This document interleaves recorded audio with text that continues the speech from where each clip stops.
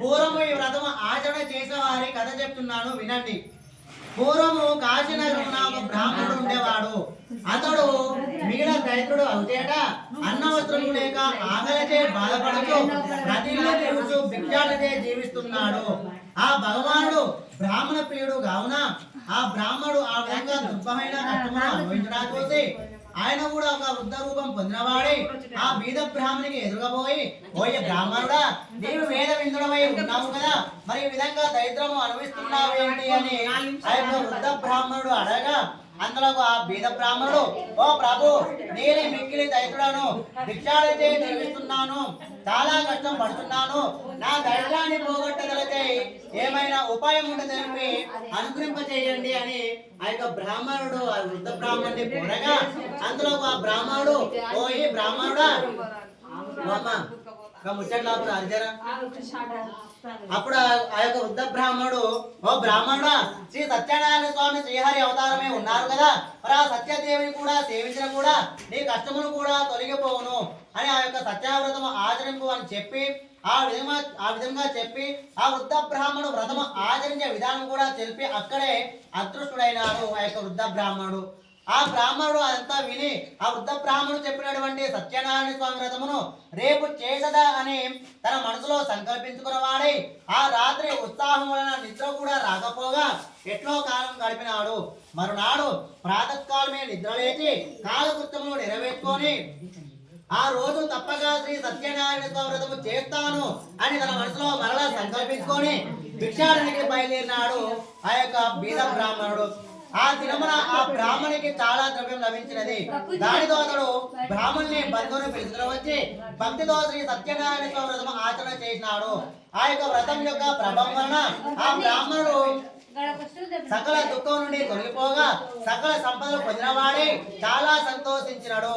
అది మొదలు ఆ బ్రాహ్మణుడు ప్రతి మాసమును కూడా విడవక సత్యనారాయణ స్వామి వ్రతము చేయడం వలన ఆ వ్రతము భక్తితో చేయడం వలన ఆ విధంగా ప్రతి మాసమును కూడా సత్యవ్రతం చేయడం వలన కూడా ఆ బ్రాహ్మణుడు మహా ఐశ్వర్యవంతుడే కాక సకల పాపము నుండి విముక్తి పొందిన వాడే అంతమున మోక్షం పొందినాడు. ఈ వ్రతము ఆచరణ చేసిన వారు కూడా ఆ బ్రాహ్మణుని వలె సకల దుఃఖం నుండి విముక్తి పొందిన వారే సుఖంగా ఉందరు. ఓ మునులారా, ఆ విధంగా శ్రీహరి నాదుడికి చెప్పినటువంటి వ్రతమును మీకు ఇప్పుడు తెలిపింది అని ఆ సూత్ర వారు చెప్పినారు. మరలా ఆ మహామునులు సూత్ర వారితో ఇట్లా అంటున్నారు, ఓ మహాత్మా, ఆ బ్రాహ్మణుడు వ్రతం చేస్తుండగా ఎవరి చూసి ఈ వ్రతం ఆచరణ చేసినారో అది కూడా తెలుగుమని యొక్క మునులు అడగా అందులో ఆ యొక్క సూత మహాముని ఈ విధంగా చెప్తున్నారు, ఓ మునులారా, ఒకప్పుడు ఈ విధంగా బ్రాహ్మణుడు వ్రతం చేస్తుండగా కట్టెలు అమ్ముకొని జీవించేవాడు ఒకడు వచ్చి ఆ కట్టెల కావడి వీధిలో ఉంచి లోపలికి వచ్చి ఆ వ్రతము చూసినాడు. ఆ కట్టెల అసలు మిగిలిన ఆకలితోనూ దప్పితోనూ ఉండే కూడా ఆ యొక్క బ్రాహ్మణుడు చేస్తున్నావంటే మొత్తము చూసి, ఓ మహాత్మా, మీరు చేస్తున్న వ్రతము ఏమి, ఈ వ్రతము చేసినా ఏమి ఫలము కలుగును, దయతో ఆ విషయమంతా కూడా సవిత్రంగా తెలుపమని ఆ యొక్క కట్టెల మాత్రుడు కోరగా అందులో ఆ బ్రాహ్మణుడు, ఓయి, ఇది శ్రీ సత్యనారాయణ స్వామి యొక్క వ్రతము, ఈ వ్రతము ఆచరణ చేసినా గాని సకల కోరికలు సిద్ధించును, సకల ఐశ్వర్యములు కూడా కలుగును అని ఆ బ్రాహ్మణుడు ఆ విధంగా చెప్పగా ఆ కట్టెల మాత్రుడు కూడా మిగిలిన సంతోషించి దాహము తీసుకొని రసం గ్రహించి భోజనం చేసిన పిమ్మట ఇంటికి వెళ్ళినాడు. అటు తర్వాత ఆ కట్టెల మాత్రుడు కూడా వ్రతం చేయడకు నిర్ణయించుకొని ఆ కట్టెల మాత్రుడు కూడా శ్రీ సత్యనారాయణ స్వామి వ్రతము చేయడకు నిర్ణయించుకొని మరునాడు పుల్లల కావిడి తన భుజాలపై పెట్టుకొని ఈ దినము ఈ పుల్లలు అమ్మిన ధనము తెచ్చి సత్యనారాయణ స్వామి వ్రతము చేస్తాను అని మనసులో సంకల్పించుకొని పట్టణంలోకి వెళ్ళినాడు ఆ యొక్క కట్టెల మాతడు.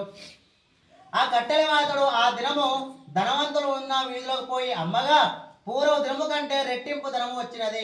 అందులో అతడు మీరా సంతోషించి అరటి పండ్లు, చక్కెర, నెయ్యి, పాలు, గోధుమ నూక మొదలగు పూజా సామాగ్రి తెచ్చుకొని ఇంటికి చేరుకున్నాడు. అటు తర్వాత అతడు తన బంధువుని ఆహ్వానించి యథావిధిగా శ్రీ సత్యనారాయణ స్వామి వ్రతం ఆచరణ చేసినాడు. ఆ యొక్క వ్రత ప్రభావం వలన అతడు ధనమును, పుత్రులను, పుత్రికలను, సంతోషను పొంది జీవితం కాలం కూడా సకల సుఖము అనుభవించి అంతమున మోక్షం పొందినాడు.